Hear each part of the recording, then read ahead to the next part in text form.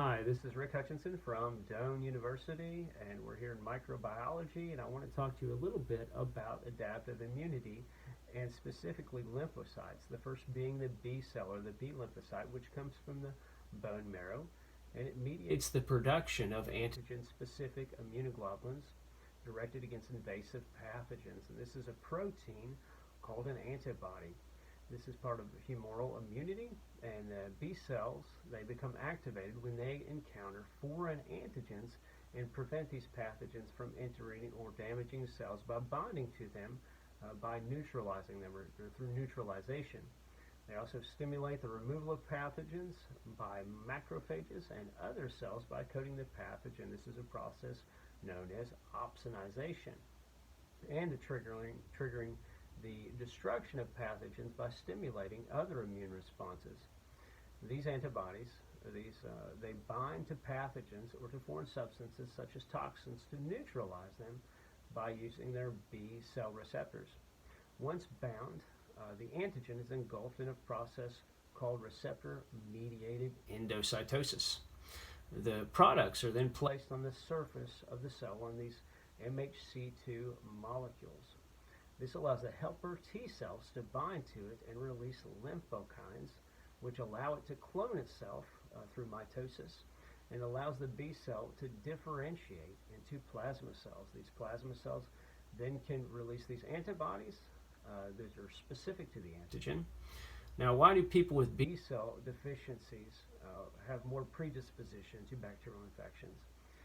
The main effect of low levels of antibodies is the inability to clear extracellular bacteria.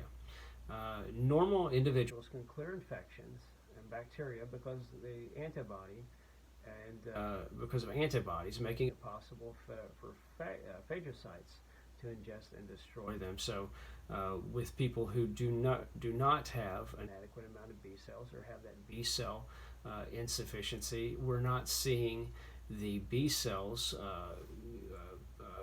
create the process of mitosis and differentiating these plasma cells to create these antibodies, which then do the process of these things like neutralize the bacteria or opsonization by coating the pathogen, and also to stimulate the response of macrophages. So a lot of things are not happening whenever the B cells are not present, and they're a vital part of the adaptive immunity. So now on to the T cells, which are also known as T lymphocytes or white blood cells. These are an essential part of the immune system, of course, and it's also known as cell-mediated immunity. Now, these determine the specific nature, or the specific response to antigens in the body. They differentiate into a couple different types. We have helper cells, regulatory cells, or cytotoxic T cells, or these memory cells as well. So these helper T cells, of course, we talked about earlier, bind to these CD2 on B cells, which then release lymphokines and secrete chemical messengers known as cytokines, which stimulate the differentiation of B cells into plasma cells, and which then produce antibodies. So this T helper cell is very important for the B cell. They work in conjunction with each other.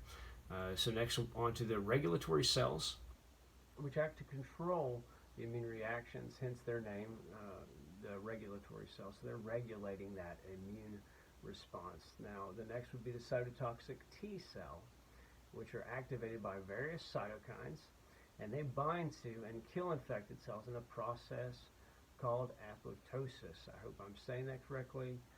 They do that to these to viruses, different toxins, and also to cancer cells.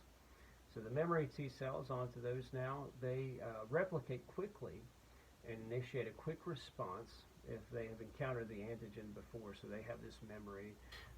So they memorize. They replicate quickly, and they hold on to the memory of that antigen so they can respond to it in the future. Now, why do people with T cell deficiencies have more predispositions to viral infections? That's basically a defective intracellular microbial killing by phagocytes, and they're not able to. This enables the virus to propagate and enter the host and exploit its protein synthesis machinery. So these viruses actually have to enter inside of the cell, whereas the bacteria can replicate extracellularly. The viruses actually have to enter into the machinery of the cell itself, and if the T cells are insufficient and not doing their job, then that creates an avenue for the virus to enter into the cell, and those can actually take over the cell and replicate themselves. So what is one example of each disease associated with B cell deficiency? I chose chronic granulomatosis disease. Basically, I thought it was interesting because the person who's suffering from that is interesting because they develop these small nodules. It's actually a genetic disorder in which the white blood cells, the phagocytes, are unable to kill certain types of bacteria and fungi, and people with, we'll call it now CGD, are highly susceptible to frequent and sometimes life-threatening bacterial and fungal infections.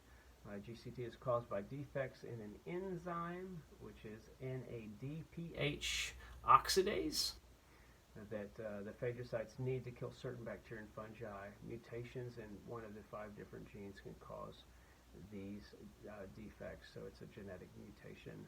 An example of a T cell deficiency, I chose HIV, human immunodeficiency virus, and this gets inside of the cell and copies itself. So basically